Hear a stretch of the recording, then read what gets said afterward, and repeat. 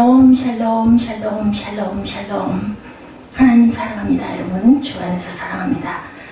오늘은 미가 2장 1절에서 13절까지죠. 우리 함께 합독했습니다. 심판의 이유와 회복의 예언입니다. 미가가 왜 심판하게 됐으며 다시 그래도 회복시켜 주신다라는 그러한 말씀이죠. 1절에 그들이 침상에서 죄를 패하며 악을 꾸미며 날이 밝으면 그 손에 힘이 있으므로 그것을 행하는 자는 화가 있을 것이다, 이렇게 말을 합니다. 미가 2장은 첫 번째 첫 설교의 부분, 결론 부분으로 오늘 2장이 선지자 미가의 신학의 원리가 무엇인지 드러내고 있죠. 1장은 첫 번째 설교인데 어제 1장에서 전반부가 나왔고 오늘은 마지막 말미 부분입니다. 모든 사람은 각자 나름의 신학을 가지고 있습니다. 믿는 사람들은 그리스도를 믿는 사람이든 믿지 않는 사람이든 어쩌면 각각의 신학을 가지고 있을 수 있습니다. 어떤 사람은 하나님은 존재하지 않는다. 안 믿는 사람들이죠. 어떤 사람들은 하나님은 존재한다. 이렇게 나뉘어 있죠. 나무도 신이고 돌도 신이고 해도 신이고 또 이렇게 생각하는 그러한 범신론자들도 있습니다. 하나님이 없다라고 여기는 사람들은 무신론자이죠. 그리고 하나님이 계시다고 믿는 사람들은 신론을 가지고 있는 사람이다. 그리고 내 신은 내 신이고 내 신은 내 신이다 라고 말하며 각각 사람마다 신이 다르다고 생각하는 사람들, 다신론자들도 있습니다. 신학이란 각 사람이 신에 관하여 가지고 있는 생각입니다. 어쩌면 보편적인 나와 있는 그 신학을 따라가는 사람도 있고 자기 나름대로의 또한 신학을 세워가는 사람들도 있습니다. 단지 거짓 신학과 옳은 신학의 차이를 우리가 중요하게 여겨야 된다. 진리를 말하는 신학도 있고 거짓된 진리를 말하는 그러한 사람들도 있습니다. 그럼 우리는 나는 신학을 모르겠다라고 생각해서는 안 되고 어떻게 하면 내가 바른 신학을 잘 정립해 갈 수 있는가, 이것이 중요하겠죠. 미가 선지자는 유다왕 요담 아하스 히스기야 때 거짓된 신학을 가르치는 거짓 선지자들과 싸웠던 그러한 대표적인 인물입니다. 그래서 작은 이사야다라고도 얘기를 한다고 그러죠. 거짓 선지자들은 거짓된 사상을 가지고 백성들을 미혹했습니다. 그리고 그럴듯하게 들려요. 절대로 마지막 때는 없다, 심판은 없다, 이런 식으로 하나님께서는 분명히 우리 이스라엘인들은 꼭 보호한다. 왜냐하면은 선민이기 때문이다. 이런 말들을 많이 했습니다. 미가서 2장의 올바른 신학의 3대 원리가 무엇인가를 제시하고 있는데 살펴봅니다. 심판의 원리가 1절에서 5절까지 나타나 있습니다. 1절에서 5절까지는 하나님의 심판 원리가 무엇인가, 하나님께서는 사람을 심판하실 때 어떤 원리를 따라 심판하시는지를 말하는 거죠. 유다 백성들의 지도자들은 밤이 되면 침상에 누워 편안히 쉬지 않고 악한 계획을 세운다, 이렇게 말하고 있습니다. 그들은 내일 날이 밝으면 약한 백성들의 발과 집을 빼앗을 것인가라는 악한 계획을 생각한다는 겁니다. 어떻게 하면 내일이면 그들이 침상에서 악한 계획을 세우는 이유는 그들의 손에 권력과 법을 주무리는 그 권세를 가지고 있었기 때문인데, 그런 권세를 악용해서 약한 백성들의 재산을 탈취하고 조상으로부터 유업으로 받은 땅을 빼앗는다는 것. 열왕기상 21장에 보면 아합이 나봇의 포도원의 포도가 탐스럽게 열리는 것을 보고 그것을 빼앗으려고 했습니다. 그래서 아합은 나봇에게 포도원을 팔라고 얘기하죠. 나봇은 포도원은 하나님께서 우리에게 주신 땅이고 우리 조상 대대로 내려오는 그러한 땅이기 때문에 당신이 아무리 왕이라도 팔 수도 없고 드릴 수 없습니다 라고 얘기해요. 그 말을 듣고 아합은 침상에 들어가 눕습니다. 그때 아합의 아내 이사벨이 왕인 당신이 그거 하나 뺏지 못합니까? 라고 말해서 부추기죠. 그래서 거짓된 증인 둘을 세워 나봇을 죽이고 그 땅을 빼앗아 버립니다. 아합과 같이 권력을 가지고 기업과 땅과 밭을 빼앗는다는 것, 내가 돌이켜 해아래 행하는 모든 학대를 보았도다. 오호라 학대받은 자가 눈물을 흘리되 저희에게 위로자가 없도다, 이렇게 얘기를 합니다. 저희를 학대하는 자의 손에는 권세가 있으나 저희에게는 위로자가 없다. 전도서 4장 1절에도 이렇게 고백되어져 있는 것을 우리가 봅니다. 유다 백성들의 지도자들이 약한 백성들의 집과 밭을 빼앗았기 때문에 하나님께서도 그들에게 재앙을 내리시려는 계획을 세웠습니다. 하나님께서 그들에게 아수르 군대와 바벨론 군대를 보내서 너희의 집과 밭을 빼앗을 것이다 라고 말씀하죠. 그때 유다 백성들의 지도자들은 슬프다, 우리가 온전히 망하게 되었다 라는 그 슬픈 애가를 지어서 부른다고 그러죠. 이 이야기에서 미가는 대단히 중요한 하나님의 심판을 가르치고 있는데, 많은 사람은 죄 많은 자나 죄 없는 자나 하나님께서 동일한 형벌로 심판하신다라고 생각을 했죠. 하나님의 심판의 원리는 동해보복의 원리, 라틴말로 렉스라는 말은 법이란 뜻이죠. 그리고 텔런스라는 뜻은 보복이라는 뜻을 갖고 있는데, 쉬운 말로 이에는 이 눈에는 눈의 원리를 가지고 있습니다. 남의 눈을 뽑은 사람은 하나님께서도 그 사람의 눈을 뽑고, 남의 이를 뽑은 사람은 그 사람의 이를 뽑으신다. 하나님께서 갚아주시죠. 지도자들이 악한 계획을 세우기 때문에 하나님께서도 재앙을 내릴 계획을 세우시고, 지도자들이 밭과 집을 빼앗았기 때문에 하나님께서도 그들의 밭과 집을 빼앗는 그러한 하나님이시다. 또한 지도자들이 백성들을 슬프게 만들기 때문에 하나님께서 그들에게 슬픈 노래를 부르게 하시겠다. 이것이 동해보복의 원리입니다. 또한 지도자들의 백성을 괴롭히기 때문에 내가 너희도 괴롭히겠다라고 말씀을 하시죠. 저가 웅덩이를 파만들며 제가 만든 함정에 빠졌다. 이사야 7장 15절에도 남을 빠뜨리러 웅덩이를 파놓고 자기가 거기에 빠진다. 마치 그 에스더서에 나오는 하만과 같죠. 모르드게를 달려고 했는데 결국은 그 나무에 본인이 매달리는 꼴이 에스더서 7장에 나타나 있습니다.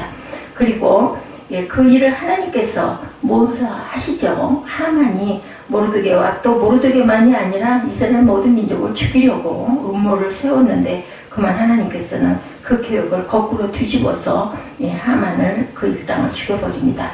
프랑스 대혁명이 일어난 1789년에 길로틴이라는 사람이 남의 목을 자르려고 교수대를 만듭니다. 그러나 오히려 그 교수대에 자신의 목이 달려 죽습니다. 이것이 동해보복이죠. 남에게 해를 끼치려 하면 자기가 해를 입게 된다. 이것이 하나님의 심판의 원리입니다. 사무엘하 12장에 보면 다윗이 저녁에 왕궁을 거닐다가 우리아의 아내 밧세바가 목욕하는 것을 보고 그만 탐심이 일어나가지고 그 아내를 범하고, 또한 자기에게 아주 충성을 다했던 그 아내의 남편인 우리아 장군을 죽입니다. 덕진에 나가가지고. 그때 나단 선지자가 다윗에게 당신이 남의 가정을 파괴하고 남의 아내를 빼앗았으니 칼이 당신 집에서 영영 떠나지 않으리라고 예언을 합니다. 다윗 집안에는 그 후에 자식들까지 죽이고 자식들이 아버지를 쫓아내고 아버지의 후처를 겁탈하는 일이 일어나게 됩니다. 이것이 바로 동해보복이죠. 마태복음 26장 52절에 예수께서 베드로에게 이 진리를 다시 한번 확증해 주십니다. 이에 예수께서 이르시되 내 검을 도로 집에 꼽으라. 검을 가지는 자는 검으로 망한다라고 말씀하십니다. 남을 죽인 자는 자기도 죽게 된다는 동해보복의 원리이죠. 그러므로 하나님께서는 현세의 심판이든 내세의 심판이든 자기가 저지른 죄와 같은 종류의 형벌을 주시고, 자기가 저지른 죄의 경중에 따라 많은 죄를 저지른 사람은 많은 형벌로, 적은 죄를 저지른 사람은 적은 형벌로 다스리신다. 이것이 하나님의 심판의 원리입니다. 주인의 뜻을 알고도 준비하지 아니하고 그 뜻대로 행하지 아니한 종은 많이 맞을 것이요 알지 못하고 맞을 일을 행한 종은 적게 맞으리라. 물은 많이 받는 자에게는 많이 요구할 것이고 많이 많이 말하는 자에게는 많이 달라 할 것이다. 이렇게 누가복음 12장 47, 8절에도 증거하고 있습니다. 똑같이 맞을 일을 했어도 알고 저지른 자와 모르고 저지른 자는 매맞는 그 정도가 다르다. 우리는 항상 죄를 짓고 있습니다. 그죠? 많든 적든 그거 따질 수도 없을 만큼, 헤아릴 수 없을 만큼 많은 죄를 짓습니다. 우리가 벌을 그런데도 이렇게 하고 살 수 있는 것은 하나님의 은혜, 그리고 예수 그리스도의 보혈의 피죠. 죄가 있어도 벌을 안 받는 법, 이것이 바로 예수 그리스도를 의지하는 복음입니다. 크든 작든 우리의 삶 가운데 죄가 없는 것이 없죠. 올바른 성서 원리의 해석에 대해서 6절에서 11절에 말씀하고 있습니다. 미가 시대에 그 악한 지도자들은 거짓 선지자들을 좋아했어요. 왜냐하면 그럴듯하게 달콤하니까. 사람이 만일 허망하게 행하여 거짓말로 이르기를 내가 포도주와 독주에 대하여 내게 예언하리라고 할 것 같으면 그 사람 이 백성의 선지자가 되리라고 오늘 본문 11절에 말씀합니다. 선지자가 나와서 하나님을 믿으면 포도주를 풍성히 주실 것이라고 말하면 더 좋아한다는 거죠. 오늘날도 예수 믿으면 부자가 되고 건강해지고 출세한다는 이야기를 사람들은 누구나 좋아합니다. 그러나 복을 많이 받아서 돈을 많이 벌고 쾌락을 많이 누리고 그리고 모든 것을 누리고 그 악한 일들을 편하게 할 수 있었다고 한다면 그것이 오히려 복이 아니라 화가 된다라는 것. 모든 사람보다도 모든 물질과 풍요를 누렸던 솔로몬도 결국은 돌아가면서 전도서 1장 2절에 헛되니 모든 것이 헛되도다 이렇게 고백을 합니다. 거짓 선지자들은 사람이 좋아하는 것들을 가지고 마음을 그럴듯하게 미혹을 하죠. 그런데 부자가 되고 병나는 것들도 당연히 좋지만 이것이 복음의 전부가 아니고 거기에 목표를 우리가 두어서는 안 된다. 거짓 선지자들의 문제는 성경 해석이 편파적이라는 것에 문제가 있습니다. 너희 야곱의 족속아 어찌 이르기를 여호와의 신이 편급하시다 하겠느냐 그의 행위가 이러하시다 하겠느냐 나의 말이 행위 정직한 자에게 유익되지 아니하냐 2장 7절에도 이렇게 나타납니다. 성급하시다 하겠느냐 그의 행위가 이러하시다 하겠느냐 나의 말이 정직하게 행하는 자에게 유익하지 아니하겠느냐 이렇게 얘기하죠. 그리고 7절에 보면은 또한 두 가지 질문이 있습니다. 두 개는 거짓 선지자가 하는 것이고 하나는 미가가 하는 질문이죠. 거짓 선지자는 첫째 야훼 신이 어찌 편급하다. 편급이라는 말은 임페텐트라고 나타나 있습니다. 하나님께서 어찌 그렇게 참을성이 없으시냐는 말이죠. 거짓 선지자들이 미가에게 말합니다. 너는 하나님이 우리를 심판한다고 예언하지만 하나님은 오래 참으시는 하나님이신데 참을성이 없어 우리를 심판하신다는 말이냐? 아닐 거다라는 얘기죠. 미가야 내가 그렇게 말하는 것은 하나님을 욕되게 한다. 그러므로 너는 예언하기를 그쳐라 이렇게 얘기합니다. 거짓 선지자들은 출애굽 34장 6절을 인용하죠. 여호와로다 자비롭고 은혜롭고 노하기를 더디하고 인자와 진실이 많은 하나님이로다. 출애굽기 34장 6절입니다. 거짓 선지자들은 이 말씀만 가지고 이야기하죠. 둘째로 그의 행위가 그러하느냐라고 질문을 합니다. 하나님께서는 지금까지 우리를 보호해 주시고 광야에서 40년간 우리를 인도하시고 우리에게 가나안 땅도 주시고 왕도 세워주셨는데 어찌 우리를 심판하신다고 하느냐. 심판은 하나님의 행위일 리가 없다고 말하죠. 그러나 거짓 선지자들의 문제는 출애굽기 34장 6, 7절은 읽지 않았다라는 겁니다. 인자를 천대까지 베풀며 악과 과실과 죄를 용서하나 형벌받을 자는 결단코 면제하지 않고 아비의 악을 자손 3, 4대까지 보응하리라. 34장 7절이죠. 아버지가 악을 저지르면 3, 4대까지 죄값을 받고 착한 일을 하면 1000대까지 인자를 받는다는 이야기입니다. 예수님을 믿지 않는 사람이 죄를 지으면 그 자식들이 3, 4대까지 아비의 죄값을 받는다는 거죠. 잘한 것은 1000대까지 복을 주고 잘못한 것은 3, 4대까지만 간다는 거죠. 우리가 잘못한 것을 우리 대에서 끊지 않으면 우리 자손 3, 4대까지 죄값이 내려간다는 것을 잊지 말아야 되겠다. 남의 재산에 손해를 끼쳤다면 3, 4대가 아니라 재산의 손해를 보게 됩니다.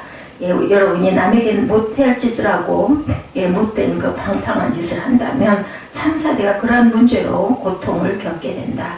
그러므로 우리는 우리 대 우리 죄값을 끊고 우리 후손에게 그것이 내려가지 않도록 우리가 해야 되겠죠. 거짓 선지자들은 하나님의 사랑만 강조했지 하나님의 심판의 의도는 무시합니다. 그리고 이것은 반쪽 진리죠. 반쪽 진리는 비진리, 진리는 온전한 진리가 돼야 되는데 비진리는 부패한 삶을 낳게 되죠. 자, 이렇게 거짓 선지자들에게 배운 사람들이 행하는 것은 근래 내 백성이 대적같이 일어나 전쟁을 피하여 평안히 지나가는 자들의 의복 중 겉옷을 벗기며 내 백성의 부녀들을 너희가 그 즐거운 집에서 쫓아내고 그 어린 자녀에게서 나의 영광을 영영히 빼앗는다. 8, 9절에 이렇게 증거합니다. 이렇게 잘못된 사상을 가진 백성들이 하는 짓은 전쟁을 싫어하는 평안한 사람들을 지나가는 것을 잡아 겉옷을 벗깁니다. 그리고 부녀들을 집안에서 쫓아내고 자녀들이 누릴 하나님의 축복을 누리지 못하게 하고 가정을 파괴하고 약탈합니다. 왜냐하면 백성들이 거짓 선지자들에게 거짓 사상을 배웠기 때문이다. 하나님께서 이런 사람을 향하여 말씀하시죠. 10절에 이것이 너희의 쉴 곳이 아니니 일어나 떠날지어다. 이는 그것이 이미 더러워졌음이라. 그런즉 반드시 멸하리니 그 멸망이 크리라. 너희같이 악한 거짓말하는 자들은 하나님께서 기업으로 주신 땅에서 살 수가 없다라는 거죠. 그런데 미가는 이런 거짓 선지자들을 향해서 질문합니다. 나의 말이 행위 정직한 자에게 유익되지 아니하냐. 예, 미가가 심판의 말을 해도 그것은 하나님의 말씀이기 때문에 마음이 올바른 사람은 그것을 받아들여서 유익하게 된다는 겁니다. 요나가 아수르의 수도 니느웨에 가서 심판받는 것이라고 말했을 때 그들이 그것을 듣고 회개하고 돌이켜서 심판이 거두어진 것처럼 심판의 메시지도 유익을 준다는 것을 우리가 잊지 말아야 되겠다. 거짓 선지자들은 출애굽기 34장 6절은 취했어도 7절은 버렸습니다. 하지만 미가는 하나님께서 은혜도 주시지만 심판도 하시는 분이라는 것을 우리가 말하고 있습니다. 성경을 이렇게 균형 있게 이해하고 적용하고 미가는 이렇게 해야 된다라고 선포하죠. 이단의 특징은 성경을 편파적으로 해석한다. 좋은 것만 받아들이고 저주와 그리고 죄값을 꼭 받아야 되고 치러야 된다는 이런 말은 하지를 않았다라는 겁니다. 이렇게 한쪽으로만 기울어진 성경을 해석해서는 안 된다. 우리는 균형 있게 해석하고 적용하고 이것이 미가 신학의 또한 바른 원리이기도 하다. 올바른 구원의 원리에 대해서 마지막 12~13절에 증거합니다. 미가는 하나님께서 죄에 대한 심판하시는 중에도 남은 자에게는 은혜를 베푸신다는 남은 자의 신학을 또한 말하고 있지요. 야곱아 내가 정령이 너희 무리를 다 모으며 내가 정령이 이스라엘의 남은 자를 모으고 그들을 한 처소에 두기를 보스라 양떼 같게 하며 초장이 양떼 같게 하리니 그들의 인수가 많음으로 소리가 크게 들릴 것이며 길을 여는 자가 그들의 앞서 올라가고 그들은 달려서 성문에 이르러서는 그리로 쫓아나갈 것이며 그들의 왕이 앞서 행하며 야훼께서 선두로 행하시리라. 이렇게 얘기합니다. 이것은 미가가 올바른 구원의 신학을 말하고 있죠. 하나님께서는 사람을 죄를 따라서 동해보복의 원리로 심판하시지만 남은 자에게는 은혜를 베푸신다라는 겁니다. 하나님께서 목자가 되셔서 이스라엘의 남은 자들에게 전부 보스라의 양떼같이 모으신다. 보스라의 양떼같이 된다고 하는 것은 하나님께서 남은 자들을 모으셔서 특별히 보호하시고 공급하시고 돌보아 주신다는 거죠. 그리고 13절 말씀은 하나님께서 남은 자들 앞에 앞장서서 원수들을 공격하고 물리치고 승리를 주신다라는 말씀입니다. 세상 전쟁은 지휘관이 뒤에 있습니다. 그러나 하나님의 영적인 전쟁은 지휘관이신 하나님께서 앞서 나가시는 것이다. 하나님께서는 남은 자에게 보호와 인도와 승리를 주시죠. 하나님은 앞장서서 길을 열어주시는 바알브라심의 하나님이다. 사무엘하 5장 20절에 다윗이 블레셋 사람과 싸울 때도 하나님께서 먼저 앞장서시고 큰 승리를 주시는 것을 우리가 봅니다. 그 동네 이름을 바알브라심이라고 붙였죠. 그것은 길을 열어주시는 하나님이라는 의미를 갖고 있습니다. 우리 성도들 앞길에 하나님께서 앞장서서 길을 열어주시기를 소망합니다. 하나님께서는 남은 자들을 모아서 특별히 돌보시고 원수를 물리치시고 승리를 주신다라는 거죠. 그런데 어떤 학자는 이 말씀을 히스기야 왕 시대에 아스루 왕 사니립이 공격해 왔을 때 하나님께서 승리를 주시겠다고 약속했다고 이렇게 해석하기도 합니다. 1차적으로는 그런 의미일 수도 있겠지만 남은 자의 신학은 구약 예언서에 전반적으로 나타나고 있는 구원의 신학이라는 것을 우리가 알아야 되겠다.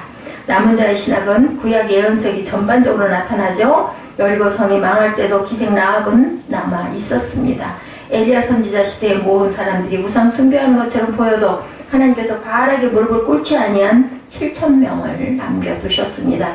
그들이 남은 자들이죠. 이 세상에 망해가는 것 같아도 참된 믿음을 가지고 하나님을 섬기는 남은 자들은 언제나 있다라는 것을 잊지 말아야 되겠다. 예, 하나님은 이스라엘 남은 자를 구원하시고 이방인의 택한 자를 덧붙여서 교회를 완성해 가십니다. 하나님께서는 육적인 이스라엘을 심판하셔도 영적인 이스라엘은 남은 자들은 건져 구원하시죠. 이스라엘의 남은 자가 그루터기가 되고 참 감람나무가 된다라는 겁니다. 이방인들은 돌감나무였는데 이방인 중에 하나님께서 택한 자들을 참 감람나무에 접붙여서 이스라엘의 남은 자와 이방인의 택한 자가 하나님의 위대한 교회를 구성하게 된다. 돌감나무가 참감나무에 접붙임을 받아서 참감나무가 된 것이죠. 이스라엘의 남은 자는 참감람나무이다. 그리고 돌감나무인 우리가 접붙임을 받아 구원을 받게 되었다는 것이 하나님 역사의 운행 계획이시고 미가의 구원 신학이다. 구원의 주체는 당연히 하나님이시죠. 인간이 자유의지로 구원을 받는다는 신학은 성경이 지지하고 있지 않습니다. 하나님께서 주권적으로 택한 자를 건져 구원하시는 것이 하나님의 주권 신학이고 옳은 신학이고 루터와 칼빈이 찾아낸 위대한 개신교 신학이라는 것을 우리가 알고 가야 되겠다. 구원의 주체는 하나님이시고 구원의 대상은 남은 자입니다. 우리는 때를 얻든지 못 얻든지 우리는 전하고 증거해야 된다. 구원은 하나님께 있다라는 거죠. 이들은 본질상 죄인이고 하나님의 심판을 받기 합당한 자들이지만 하나님께서 은혜를 베푸심으로 그들의 죄값을 십자가로 옮기셔서 죄사함을 받아 구원받은 하나님의 백성들이 되었다. 그런즉 이와 같이 이제는 은혜로 택하심을 따라 남은 자가 있지요. 로마서 11장 5절이죠. 구원의 주체는 하나님이시고 구원의 대상은 남은 자이고 구원의 결과는 목자 되시는 하나님의 보호와 공급과 돌보심이며 하나님께서 길을 여는 자가 되어 승리를 주신다. 결론입니다. 하나님은 절대적으로 살아계시는 하나님이고 하나님께서 천지를 지으시고 인간을 창조했다는 것은 절대적인 변할 수 없는 진리이다라는 겁니다. 그리고 인간이 하나님을 거역하고 죄악에 빠져 죄인이 되었다는 것도 절대적인 진리. 그러니까 인간은 하나님께서 이 땅에 보내주신 구세주 예수 그리스도를 믿지 않으면 죄상을 받을 수 없다는 것도 절대적인 진리입니다. 천하의 인간이 구원받을 만한 다른 이름을 우리에게 주신 일이 없죠. 예수님을 믿어야 구원을 받습니다. 예수님을 믿어야 천국을 가죠. 다른 종교도 훌륭하죠. 그렇지만 그것을 믿어서는 구원을 받지는 못합니다. 예수님을 믿는 우리는 죽어도 다시 살고 다시 살 때는 영원한 몸으로 다시 살고 죽지 않고 썩지 않고 쇠하지 않고 슬프지 않고 질병도 없고 영광스러운 육신을 입고 영원히 살게 된다는 것. 이것이 바로 절대적인 진리라는 것. 우리는 절대로 하나님의 온전한 길, 하나님의 말씀에서 벗어나서는 안 되겠습니다. 바른 복음을 믿고 행하는 것은 외로울 수도 있습니다. 고달플 수도 있습니다. 그러나 외로워도 가야 할 길이고 복음을 믿고 평생 옳은 길을 따라서 살아가시는 저와 여러분 되시기를 올 첫날 주님의 이름으로 축복합니다.